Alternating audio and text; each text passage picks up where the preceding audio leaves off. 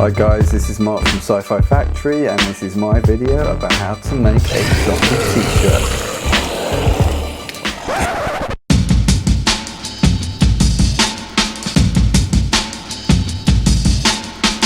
Let's get stuck right in. So the products that I used were relatively cheap. The most expensive thing was Liquitex, which is an amazing spray paint.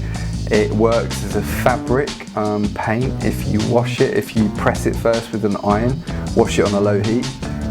I used some cheap acrylic and sponges, and I was kind of going for a very blotted, stained effect with loads of water. So this is kind of important. I didn't apply the paint straight away to the t-shirt. I would create quite a watery mixture. This is me just making sure that it's broken down across the collar, and I kind of wanted to get several bullet holes in, but I thought carefully about the placing of these holes. And again, all of the time I'm stepping back from the t-shirt and looking at the area. I'm thinking about almost painting it like a composition, and I'm kind of just going over the details and doing it bit by bit. So it's a slow process, less is more. For the scrubs, I use this metal stencil from the number 12.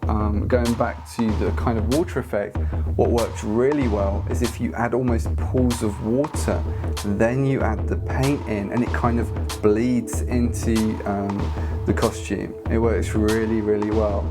And sometimes, you know, I might go too far, make a mistake, but I can, again, compensate sometimes when I'm spraying back over. So just when you're using spray paint, it's obvious, but make sure you've got goggles, you don't blind yourself. Goggles are always more important, or as important as a mask.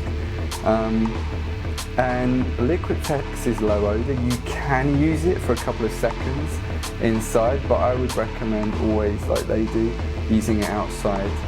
So I just used a bit of gaffer tape to mark over the stencil and got a really clean stencil. It's pretty chuffed with that.